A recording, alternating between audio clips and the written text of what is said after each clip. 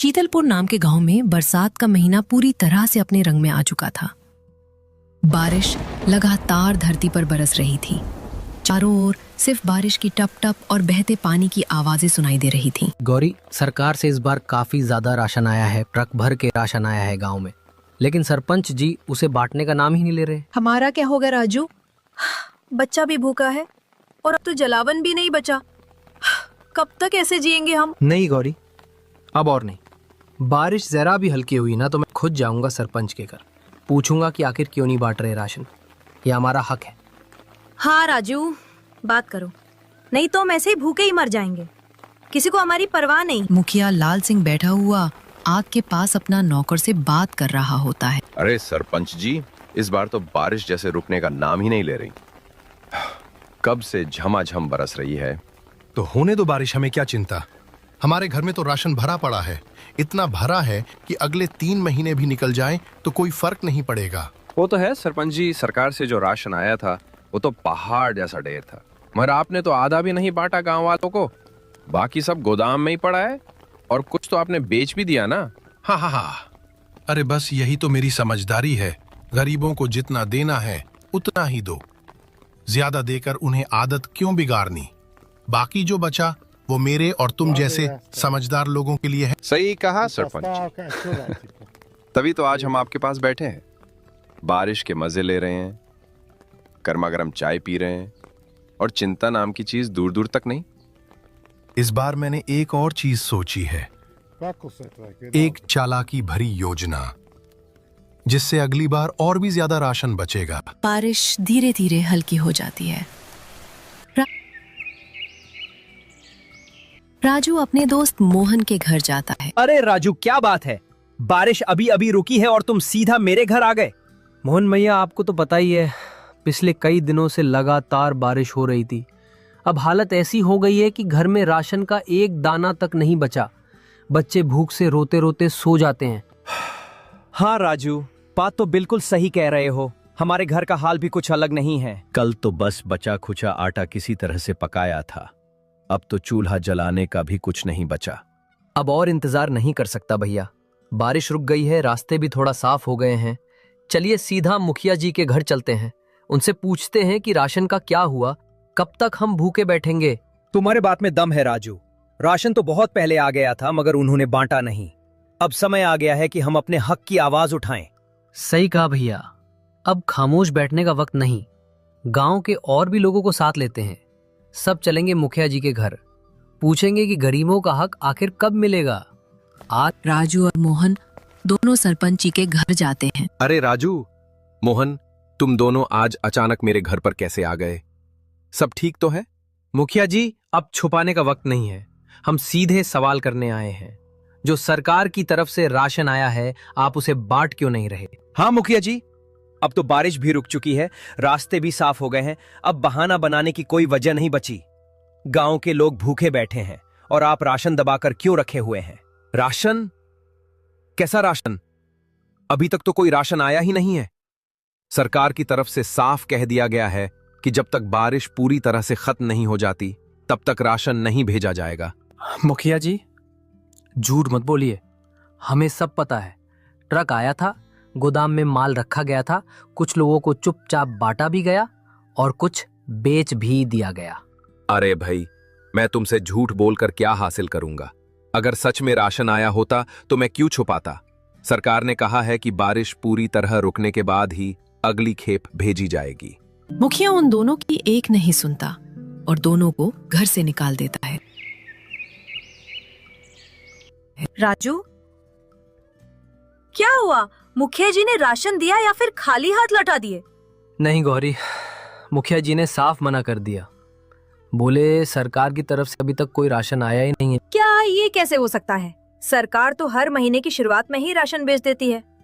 मुझे भी यही लग रहा है गौरी। सच कहूँ तो मुझे लगता है मुखिया जी झूठ बोल रहे हैं। लेकिन क्यों राजू, हमने उनका क्या बिगाड़ा है?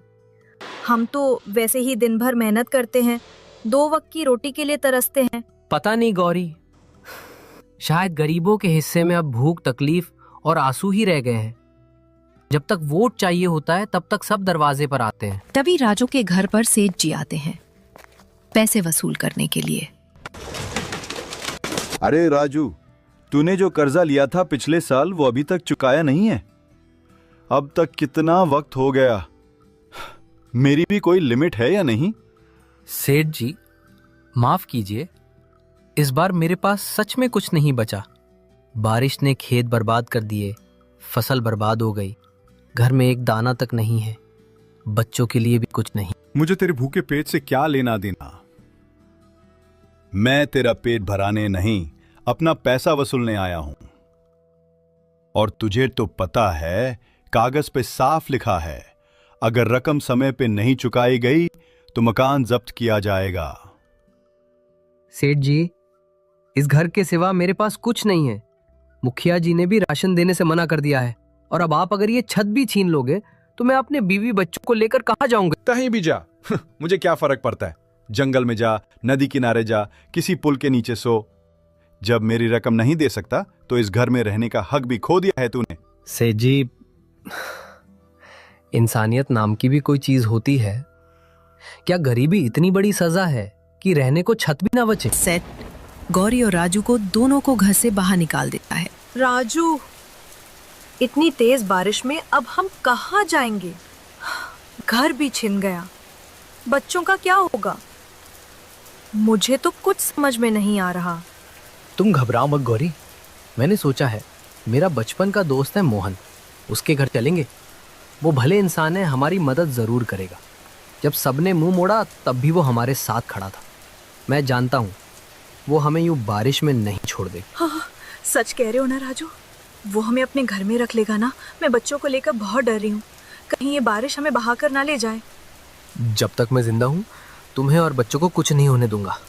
चलो, देर मत करो, हर पल बारिश और तेज होती जा रही है।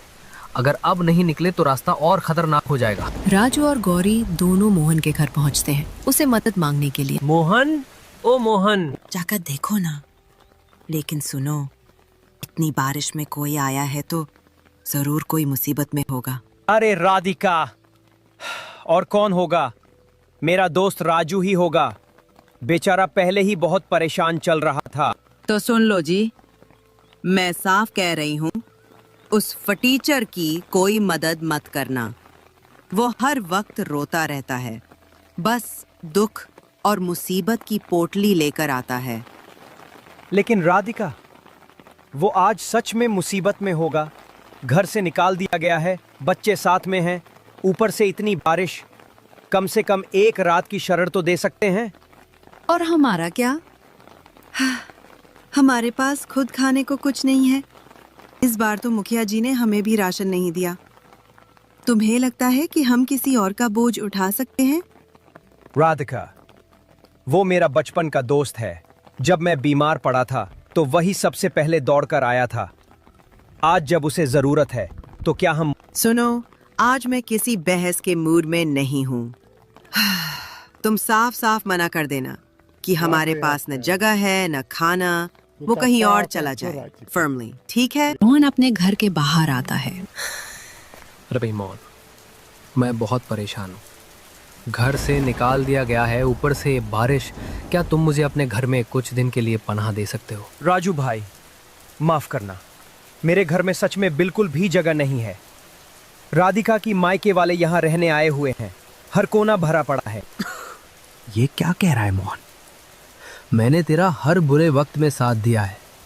तू जब बीमार पड़ा था मैं दिन रात तेरे साथ रहा, तेरे लिए दवा लाया, खाना बनाया। आज जब मुझे जरूरत है तू मुंह मोड़ रहा है। राजू, तू जो कह रहा है वो बिल्कुल सच है और मुझे इसका अफसोस भी है। लेकिन सच ये भी है कि मेरे हाथ में कुछ नहीं है इस वक्त। घर छोटा है, मेहमान पहले से ही हैं, सोने की जगह है न बैठने की। अगर मेरे बस में होता तो मैं तुझे जरूर रखता। मतलब अब मेरे लिए कोई जगह नहीं बची, न दुनिया में न अपनों के दिल में। राजू, मैं तेरा दर्द समझता हूँ, लेकिन इस हालात में मैं कुछ नहीं कर सकता। बारिश तेज होती जा रही है, तू कहीं और कोशिश कर, शायद कोई और मदद कर दे। इतना बोलकर मोहन अपने घर चला जाता है और राजू जंगल की ओर आ जाता है। जंगल में जाते ही राजू को कुछ समझ नहीं आता। बारिश तेज होती रहती है। है ऊपर वाला, अब तो तू ही कुछ मदद कर सकता है। बारिश तेज होती जा रही है और मेरे बच्चे बीमार होकर मर जाएगी, तू ही हमारी कुछ मदद कर। तभी उसे पेड़ में से एक आवाज आती है। राजू सोनू, हैरान मत हो, मैं कोई साधारण पेड़ नहीं हूँ, मैं एक इच्छाधारी पेड़ हूँ। मुझे वरदान प्राप्त है कि मैं सोच सकता हूँ, बोल सकता हूँ और जरूरतमंदों की मदद कर सकता हूँ। इच्छाधारी पेड़? ऐसा मैंने केवल कहानियों में सुना था, मगर आप सच में बोल रहे हैं? हाँ सोनू, और मेरी यही इच्छा है कि मैं तुम दोनों की मदद करूं। तुम थक चुके हो, डरे हुए हो, लेकिन अब डरने की कोई जरूरत नहीं है। तो क्या हम सच में आपके अंदर रह सकते हैं? शांत बिल्कुल राजू, मैं तुम्हें अपने अंदर एक ऐसी जगह दूंगा जहां तुम आराम से सुरक्षित रह सकोगे, बाहर की दुनिया से छिपकर, आराम से। ठंडी हवा, मीठी खुशबू और सुकून, ये सब तुम्हें मेरे अंदर मिलेगा। राहत भरी सांस लेते हुए, आपने तो हमारी जान ही बचा ली। सच कहूं, मुझे अब फिर से जीने की उम्मीद मिल गई है। तभी गांव में बारिश और भी तेज हो जाती है और बिजली की कड़कड़ाहट से पूरा गांव थर्रा उठता है। तेज हवाओं के साथ पानी ऐसी बौछार बनकर गिरता है और पाल पर सभी लोग इकट्ठे होते हैं। अरे बेटा, ये बारिश तो रुकने का नाम ही नहीं ले रही। ऐसा लग रहा है जैसे आसमान खुद हमारे गांव से नाराज हो गया हो। सच कह रहे हो चाचा, खेतों में तो पानी इतना भर गया है कि अब फसल बचने का कोई आसरा नहीं है। हमारे घरों में भी पानी घुस चुका है। अगर यूं ही बारिश चलती रही तो हम सबका सब कुछ बर्बाद हो जाएगा। बिल्कुल, और मैं तो कहता हूँ कि अब हमें गांव में नहीं रहना चाहिए। ये जगह अब रहने लायक नहीं रही। क्या कह रहे हो चाचा? अगर हम गांव नहीं रहेंगे तो फिर कहाँ जाएंगे? हमारा तो सब कुछ यहीं है, घर, जमीन, मंदिर, लोग। देखो मोहन, बात समझने की कोशिश करो। इस समय हमारी जान की कीमत सबसे ज्यादा है। खेत, घर सब बाद में देखा जाएगा। अगर हम जिंदा रहे तो दोबारा मेहनत करके सब बना लेंगे, लेकिन अगर यहीं फंसे रह गए तो कुछ नहीं बचेगा। चाचा ठीक कह रहे हैं। मैंने अभी अभी स्कूल की बिल्डिंग देखी है, छत गिर चुकी है, दीवारों में दरारें आ गई हैं, राशन की दुकान में पानी भर गया है और वैसे भी मुखिया जी अब कुछ बांट नहीं रहे। उन्होंने साफ मना कर दिया कि अब जो बचा है वो सिर्फ खास लोगों को मिलेगा। मुखिया जी को तो शर्म आनी चाहिए। जब जरूरत थी तब वो कहाँ है? बच्चों को दूध तक नहीं मिल रहा और वो आराम से अपने घर में बंद हैं।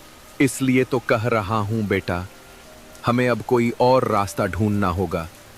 मेरा मानना है कि अगर हम जंगल की ओर चले जाएं तो वहां कुछ ऊंची जमीन मिल जाएगी। वहां कम से कम बारिश का पानी नहीं भरेगा और पेड़ों की छांव भी होगी। कुछ दिन वही रहेंगे, जब बारिश थमेगी तो वापस लौट आएंगे। सभी गांव वाले जंगल की ओर जाने लगते हैं। जंगल में जाते ही उन्हें राजू का पेड़ वाला घर दिखता है। सभी उसे देखकर हैरान हो जाते हैं। सभी राजू बाहर आता है। अरे चाचा जी, मोहन, आप इस घने जंगल में और इस छोटे से पेड़ के नीचे क्या करने आवे? इतनी बारिश में यहाँ तक पहुँचना आसान नहीं था। सब खैरियत तो है ना? राजू बेटा, हमें माफ कर देना, पर गांव जैसे तबाही की चपेट में आ गया है। बारिश थमने का नाम नहीं ले रही। किसी की छत उड़ गई, किसी का घर बह गया। हमारे पास अब ना कोई रास्ता बचा, ना कोई सहारा। बस यही सोचकर तुम्हारे पास चले आए कि शायद तुम इस पेड़ के नीचे हमें थोड़ी सी जगह दे दो। अरे चाचा जी, आप तो मेरे बड़े हैं, मेरी जगह पे आपका हक सबसे पहले है। मैं आपको जगह क्यों नहीं दूंगा? ये पेड़, ये छाँव, ये झोपड़ी, सब कुछ आपका ही तो है। आइए, अंदर आइए। जब तक मेरा दम है आप सब इस पेड़ के नीचे महफूज रहेंगे। राजू बेटा, तेरा बहुत बहुत धन्यवाद। तेरी ये झोपड़ी आज हमारे लिए किसी मंदिर से कम नहीं है। यहाँ सब कुछ है, छत है, दीवार है, बरसात से बचाव है। बस एक ही कमी है, खाने को कुछ भी नहीं है। सरपंच जी, कृपया समझने की कोशिश कीजिए। ये पूरा गांव खाली हो चुका है। हर दिशा से पानी गांव की ओर बढ़ रहा है। अब सिर्फ आप ही बचे हैं जो अभी तक यहाँ रुके हुए हैं। लेकिन क्यों खाली करूं मैं? मेरा घर अभी भी ठीक ठाक खड़ा है, कोई दरार नहीं, कोई नुकसान नहीं। गांव वालों के पास पक्के मकान नहीं थे, इसलिए वो डर कर भाग गए। लेकिन मेरे पास सब कुछ है, मजबूत दीवारें, भरा हुआ राशन और छत जो अब तक टिकी हुई है। मुखिया जी, बात सिर्फ दीवारों की नहीं है, ये प्राकृतिक आपदा है। बारिश रुकने का नाम नहीं ले रही, नदियां उफान पर हैं। अगर बाढ़ गांव में घुस आई या आपकी छत गिर गई तो उसका जिम्मेदार कौन होगा? शायद तुम ठीक कह रहे हो। कभी कभी इंसान अपने घर की दीवारों पर इतना भरोसा कर लेता है कि ऊपर वाले की चेतावनी भी उसे सुनाई नहीं देती।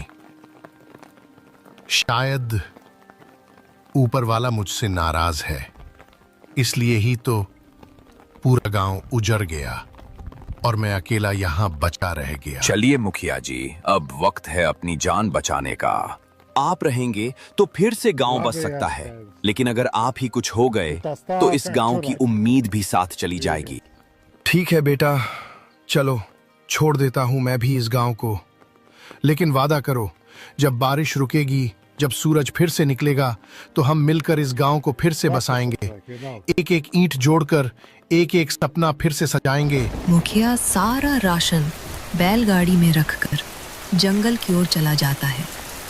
उसे वहां पर राजू चाचा जी और मोहन सब मोहन चाचा जी, मैं आपका बहुत बड़ा गुनहगार हूँ। जो कुछ भी हुआ उसके लिए मुझे माफ कर दीजिए। बेटा, हमें तुमसे कोई शिकायत नहीं है। ये जंगल सबका है, तुम भी हमारे जैसे इंसान हो। यहाँ रहने का तुम्हें भी पूरा हक है। चाचा जी, हम सब भूखे हैं, यहाँ खाने को कुछ नहीं है। बच्चे 3 दिन से एक दाना तक नहीं खा पाए। खाने की चिंता अब तुम मत करो राजू। देखो, मैं ये बैलगाड़ी में ढेर सारा राशन भरकर लाया हूँ। चावल, दाल, आटा, नमक, जो भी चाहिए सब है। इतना सारा राशन लेकिन कैसे? सरकार से राशन आया था, लेकिन मैं तुमसे वो बात छुपा गया। मुझे डर था कि तुम वापस आ जाओगे तो सब बदल जाएगा, लेकिन अब मुझे अपनी गलती का एहसास हो गया है। हम मुखिया जी, आपने इतना बड़ा धोखा किया, फिर भी मैं आपको दोष नहीं देता। शायद मेरी ही कोई कमी रही होगी। नहीं राजू, ऐसा मत कहो। तुमने आज मेरी आंखें खोल दी हैं। अब ये जमीन सिर्फ मेरी नहीं, सबकी है। हम तुम्हें जरूर जगह देंगे। जब गांव के सभी लोग उस एक ठोकर खाए हुए इंसान को अकेला छोड़ देते हैं और वो मजबूरी में पेड़ पर रहने लगता है, तब ये हमें एक बहुत